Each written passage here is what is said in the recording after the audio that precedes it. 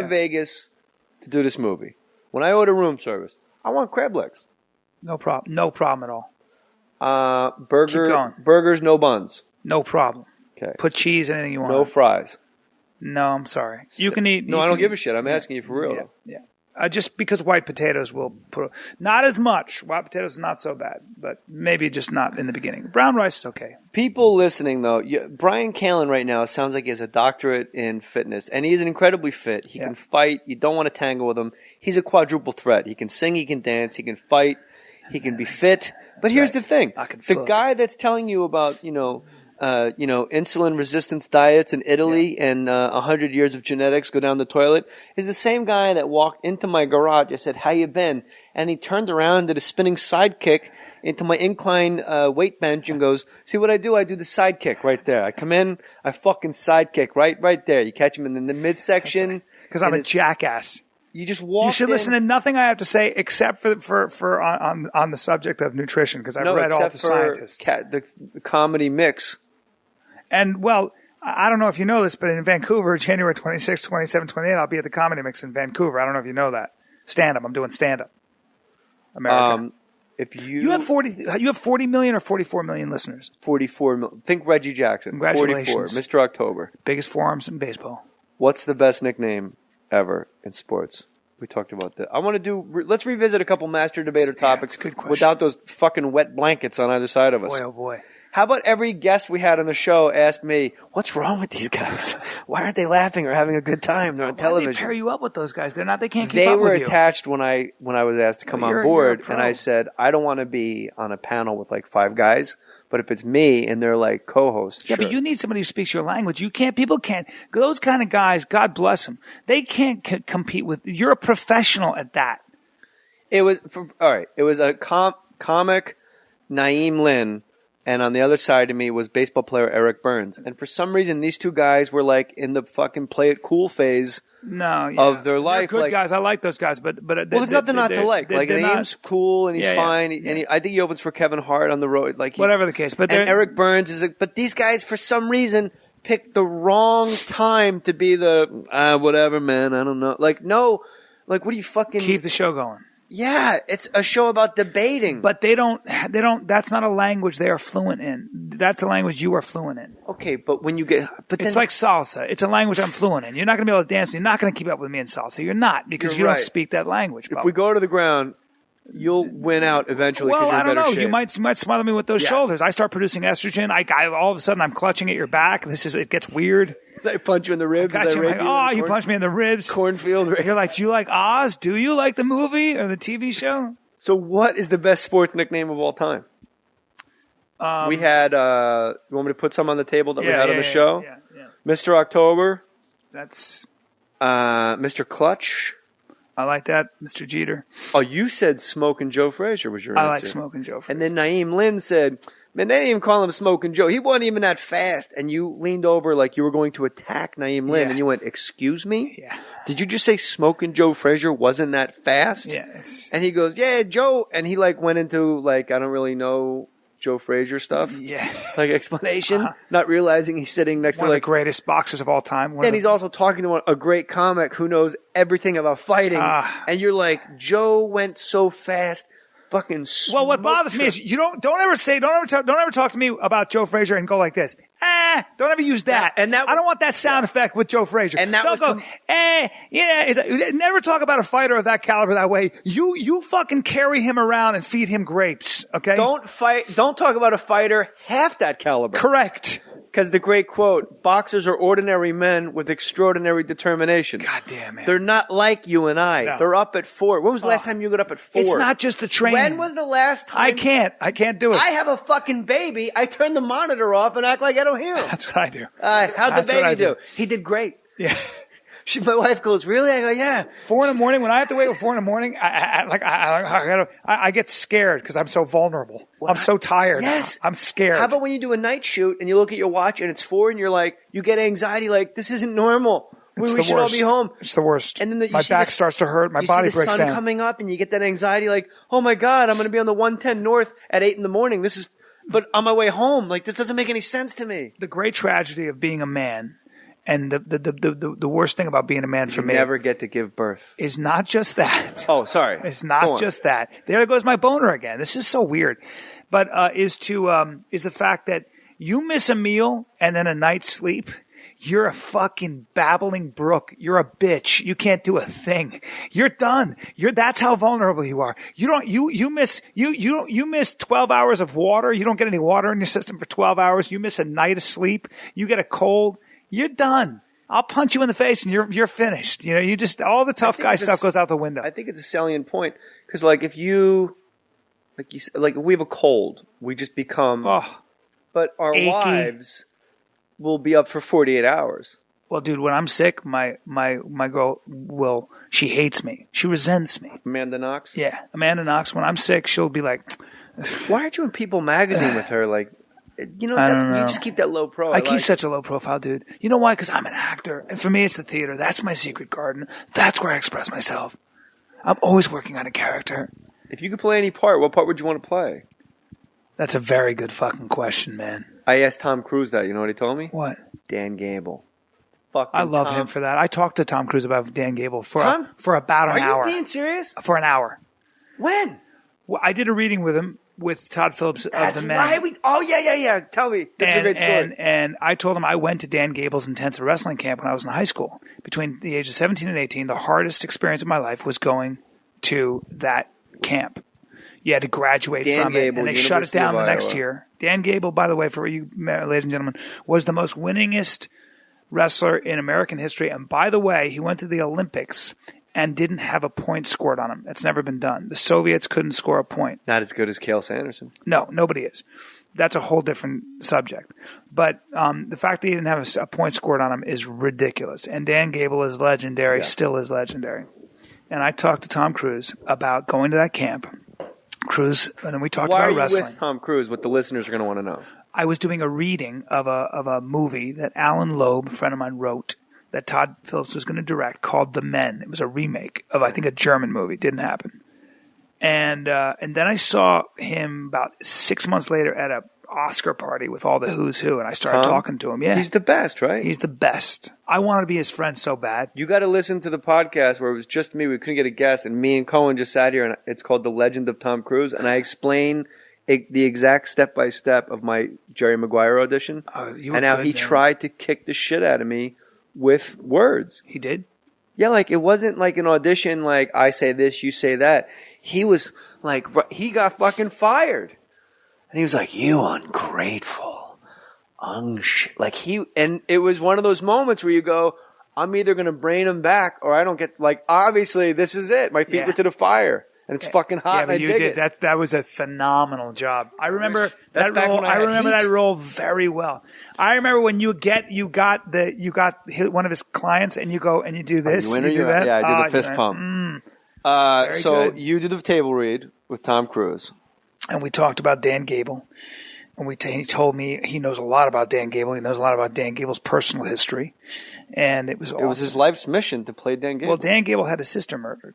His sister was raped and murdered in his house, in his home. And they found the guy. And it's a bad story, but that's kind of what drove. But you did a good Cruise impression when you retold the story to me about how he was complimentary to you during the table read. Well, Jeremy Piven was there, and Jeremy can tell you that I think he told me that at the party when he remembered who I was, he finally said, "You were great in that reading.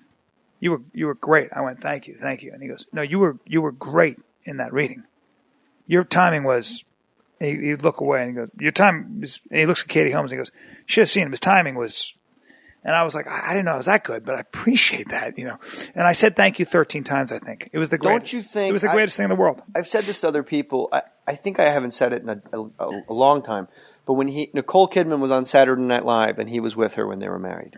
And he was just hanging out in like a leather jacket and a Notre Dame cap, baseball cap, And you talk to him, and he shakes your hand. He's one of those guys where if he worked at a quarry in Sioux Falls, South Dakota, he would still be you cannot, dude. It's like keeping the light from coming from the sun. There's something. He is the biggest movie star in the world. He's so hyper present. Yes, I kept looking at his face.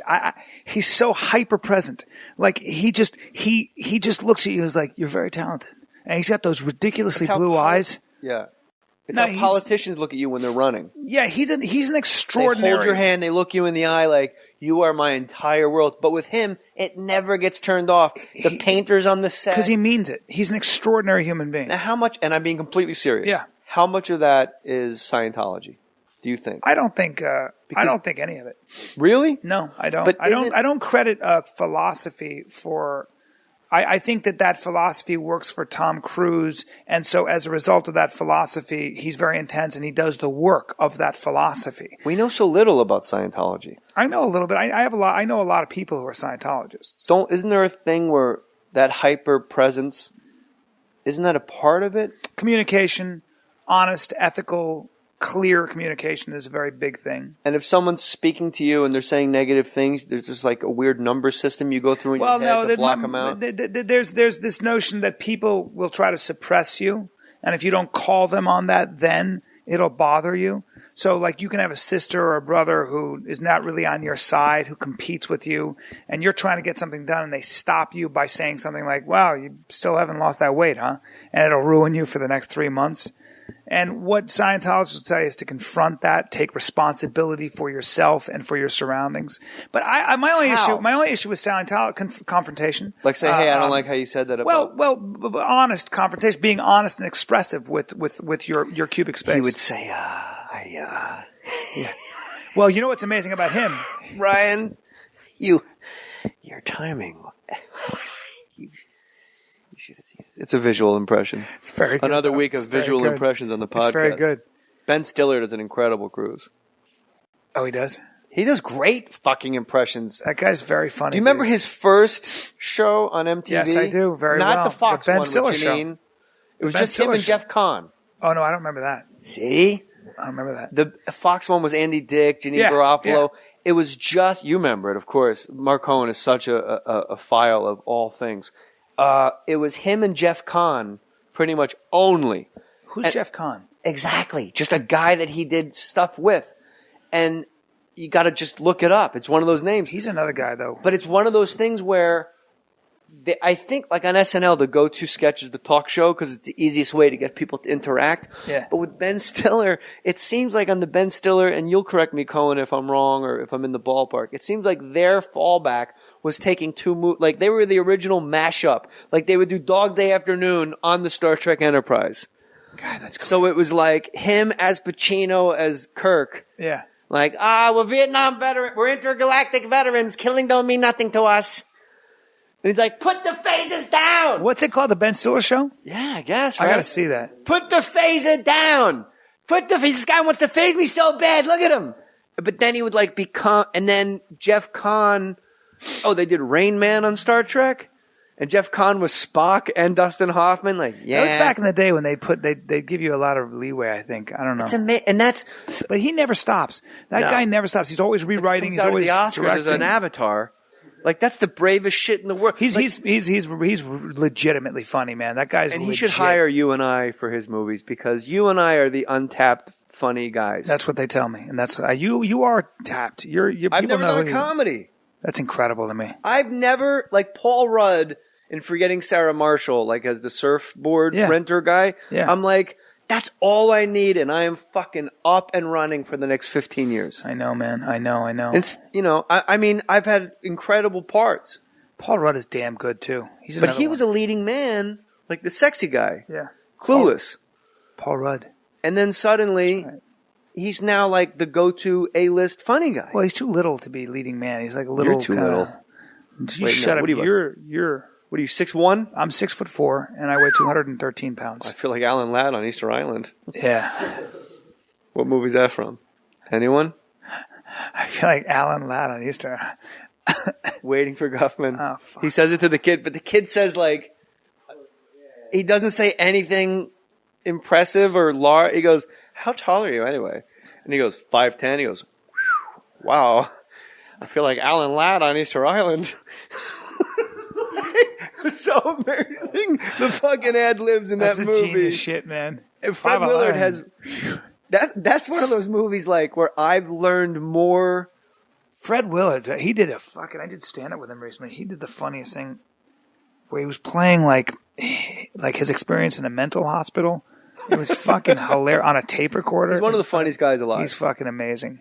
But Guffman's one of those movies where my ad libs from that moment forward, they say hide your influences, but you really go like, well, what would Fred Willard, like I learned, like Fred Willard at the top of the stairs when they're at like Corky's house, like, come on out, be with us.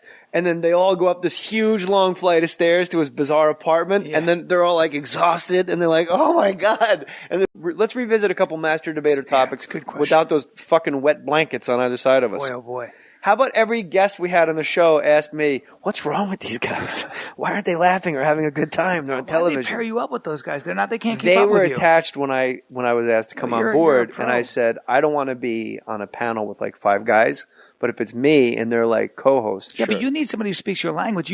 People can't, those kind of guys, God bless them, they can't compete with, you're a professional at that. I don't want to tangle with him. He's a quadruple threat. He can sing, he can dance, he can fight.